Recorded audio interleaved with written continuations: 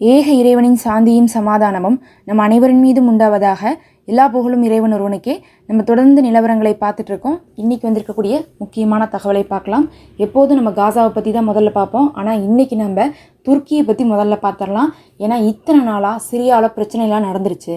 நடந்ததுக்கு பிறகு இவங்க தான் காரணம் அப்படின்னு சொல்லிட்டு நம்ம கரெக்டாக சொல்ல முடியாத ஒரு நிலைமை தான் இருந்துட்டு இருந்துச்சு.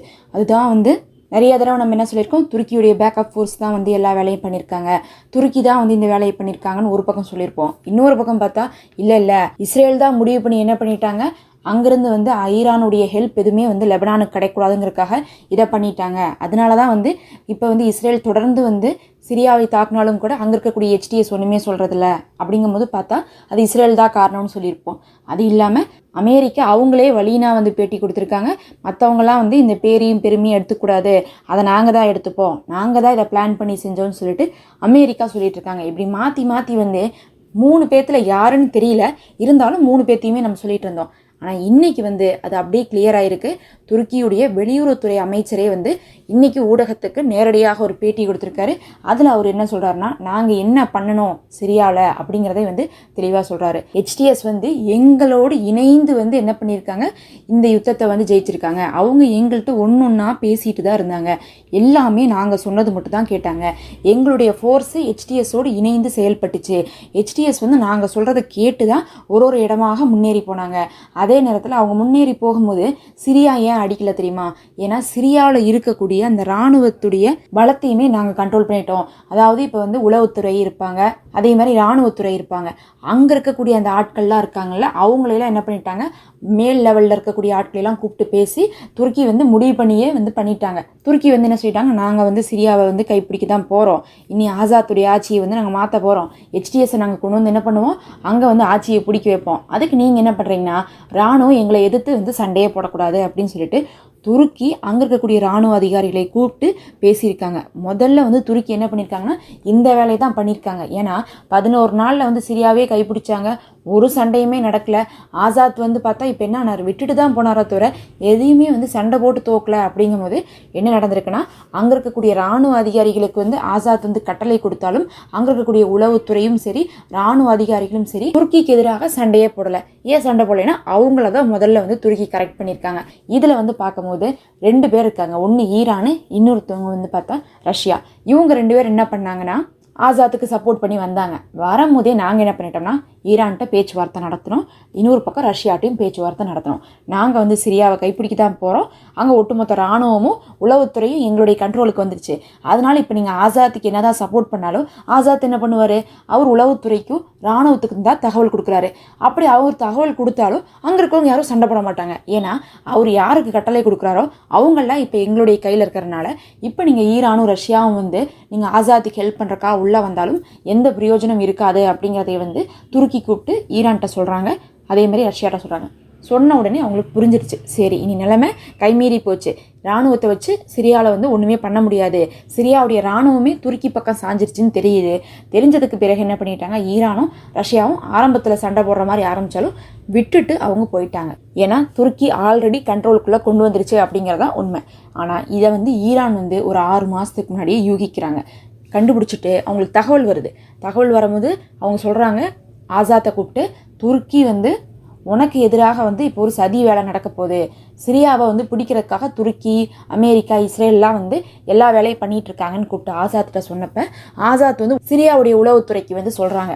சொல்லும் போது சிரியாவுடைய உளவுத்துறை என்ன பண்ணிருச்சுன்னா, ஆல்ரெடி துருக்கி பக்கம் சாஞ்சிருச்சு. அவங்க சொல்கிறதுக்குள்ளவே சாஞ்சனால அவங்க என்ன சொல்லிட்டாங்க, இல்லை ஈரான் சொல்கிற மாதிரிலாம் எதுவும் நடக்க போகிறதில்ல, அதுக்கு வாய்ப்பு இல்லைன்னு சொல்லிட்டு சிரியாவுடைய உளவுத்துறை ஆசாத்துக்கு தவறான தகவலை கொடுத்துட்டு நாம் எதுவும் பண்ண தேவையில்லை அப்படிங்கிற மாதிரி சொல்லிட்டாங்க. அதனால ஆயத்துல்லா கொமேனி அவர்களே கூட சொல்லியிருப்பாங்க, நாங்கள் 6 மாதத்துக்கு முன்னாடியே தகவல் கொடுத்தும் கூட ஆனாலும் ஆசாத் இதை என்ன பண்ணிட்டாரு, தவற விட்டுட்டாரு. இன்னொன்று அங்கே இருந்த எல்லாருமே என்ன ஆயிட்டாங்க, மறுபக்கம் சாஞ்சிட்டாங்க. அதனால ஒன்றுமே பண்ண முடியாது. இதை புரிஞ்சுக்கிட்டு என்ன பண்ணிட்டாங்க, இவங்களும் வெளியேறிட்டாங்க, ஈரானும். அதுக்கப்புறம் இப்போ ரஷ்யாவும் வெளியேறிட்டாங்க.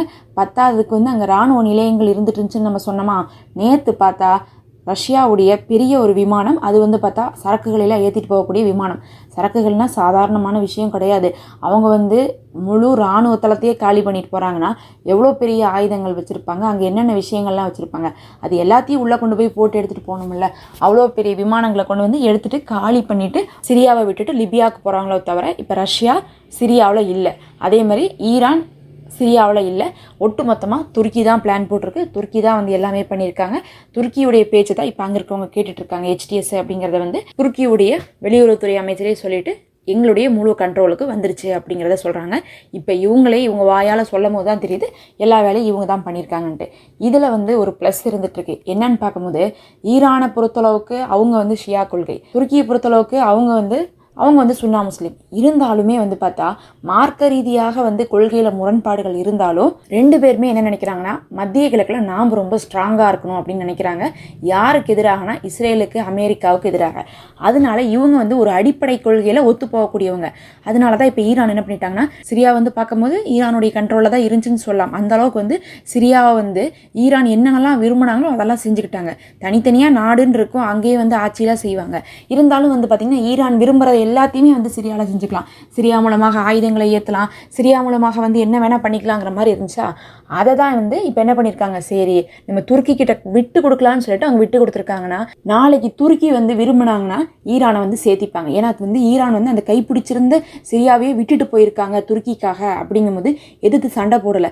நிலைமை மோசமாயிருக்குன்னு தெரிஞ்சாலும் சரி நாங்கள் விட மாட்டோம்னு சொல்லிட்டு வந்து தங்களுடைய படைகளெல்லாம் இறக்கி மோசமான ஒரு சண்டையை கொண்டு வந்திருக்க முடியும். அதை கூட கொண்டு வராமல் விலகிட்டாங்க. எப்படி இருந்தாலும் நீங்களும் நானும் வந்து மத்திய கிழக்கில் வந்து முதல்ல வரணும்னு ஆசைப்பட்றோம், கண்ட்ரோல் பண்ணக்கூடிய ஒரு பெரிய நாடாக வரணும்னு ஆசைப்பட்றோம். அமெரிக்காவுக்கும் இஸ்ரேலுக்கு எதிராக தான் இருக்க போகிறோம்.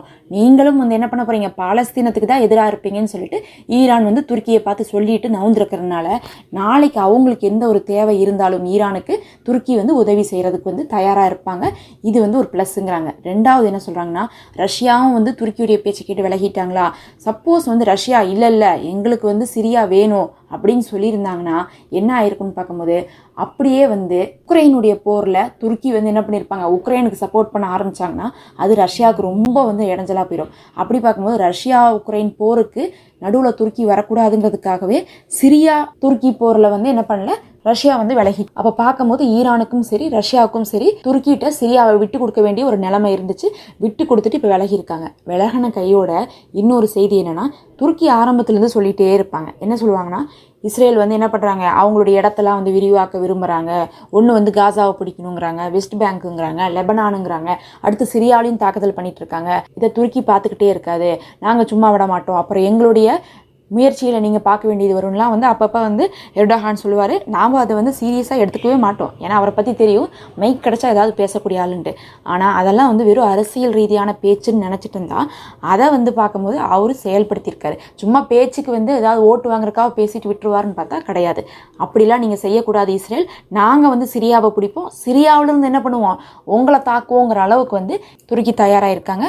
இப்போ ஆய்வாளர்கள் என்ன சொல்கிறாங்கன்னா துருக்கி சிரியாவின் மூலமாக இஸ்ரேலோடு இப்போ சண்டையை ஆரம்பிக்க போகுது. இதுலேயும் வந்து இப்போ வந்து சிரியா என்ன பண்ணிட்டு இருக்காங்கன்னு பார்த்தா அவங்க அமைதியாக தான் இருந்துட்டு இருக்காங்க. இஸ்ரேலோடைய எந்த அராஜகத்துக்கும் பதில் சொல்லாமல் பேசாமல் இருக்கிறாங்க. ஆனால் துருக்கி கண்டனம் தெரிவிச்சிருக்காங்க. எப்படி நீங்கள் வந்து இராணுவ தளங்களை அடிக்கலாம், அதுக்கப்புறம் வந்து எப்படி வந்து நீங்கள் கடற்படைகளெல்லாம் வந்து அழிக்கலாம்னு சொல்லிட்டு நீங்கள் சிரியாவில் எதையுமே அழிக்காதீங்க, இஸ்ரேல் எந்த இடத்தையுமே பிடிக்காதீங்க, எதையும் உங்கள் கண்ட்ரோலுக்கு கொண்டு வராதிங்க, நாங்கள் வந்து என்ன பண்ணுவோம் இதை பார்த்துட்டு இருக்க மாட்டோம், நாங்கள் தான் அங்கே வந்து பிடிச்சிருக்கோம், அது எங்களுக்கு தான் வந்து உரிமையானதுன்னு சொல்லிட்டு துருக்கி வந்து ஆவேசத்தோடு இருக்கிறாங்க. இதில் வந்து பாலஸ்தீனத்துக்கு பெரும் சப்போர்ட் என்னென்னா, சப்போஸ் துருக்கி மட்டும் உள்ளே வந்துச்சுன்னா நேட்டோ நாடுகள் எல்லாருமே வந்து கண்டிப்பாக வந்து அந்த அக்ரிமெண்ட் என்னென்னா துருக்கிக்கு சப்போர்ட் பண்ணோம் அப்படிங்கிறது. நேட்டோவில் இருக்கக்கூடிய ஒரு நாடு வந்து சண்டைக்கு வந்தாலும் அவங்க கூட இருக்கிறவங்க அவங்களுக்கு எல்லா உதவியும் பண்ணும். அதனால துருக்கி மட்டும் வந்துட்டாங்கன்னா எல்லாருமே இஸ்ரேலுக்கு எதிராக சப்போர்ட் பண்ண வேண்டிய நிலைமை வரும்.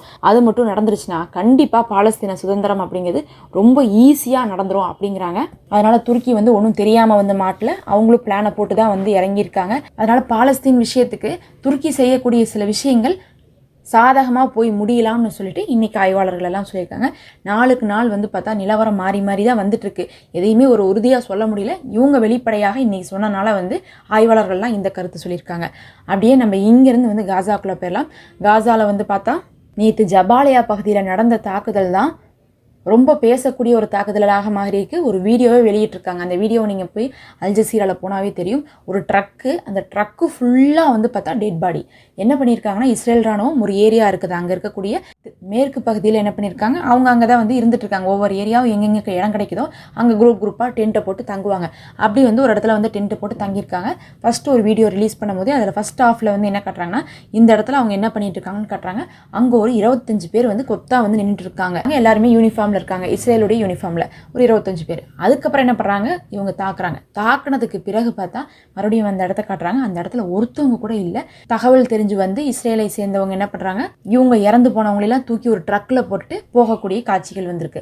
அப்போ அந்த ஒரு வீடியோவில் முதல்ல வந்து அந்த 25 பேர் நல்லா இருக்கிற மாதிரியும், அதுக்கப்புறம் அவங்க இறந்து போன மாதிரியும், அவங்கள ட்ரக்கில் தூக்கிட்டு போகிற மாதிரியும் வந்து காட்சிகளை போட்டுட்டு நாங்கள் சரணடையவே மாட்டோம்னு சொல்லிட்டு இன்னைக்கு வந்து போராளிகள் வெளியிட்டிருக்காங்க. இது வந்து ரொம்பவே வந்து கவனத்தை ஈர்த்திருக்கு. சும்மா இவங்க போய் சொல்லிட்டு இருப்பாங்க, இஸ்ரேல் ஒருத்தவங்களை அடிச்சிருக்காங்க, 2 பேர்த்து அடிச்சிருக்காங்கன்ட்டு. ஒட்டு மொத்தமாக ஒரே இடத்துல அத்தனை பேர்த்த வந்து அடிச்சிருக்காங்க. ஒரு குப்பலாரியில் குப்பையை தூக்கி போடுற மாதிரி வந்து பணத்தை வந்து போட்டு எடுத்துகிட்டு போயிருக்காங்கன்னா எத்தனை பேர் அந்த இடத்துல வந்து இறந்துருப்பாங்க. இதெல்லாம் தான் இன்றைக்கி வந்து முக்கியமான செய்திகள். நம்ம அடுத்த ஒரு காணொலியில் சந்திப்போம். தொடர்ந்து இணைந்திருங்கள்.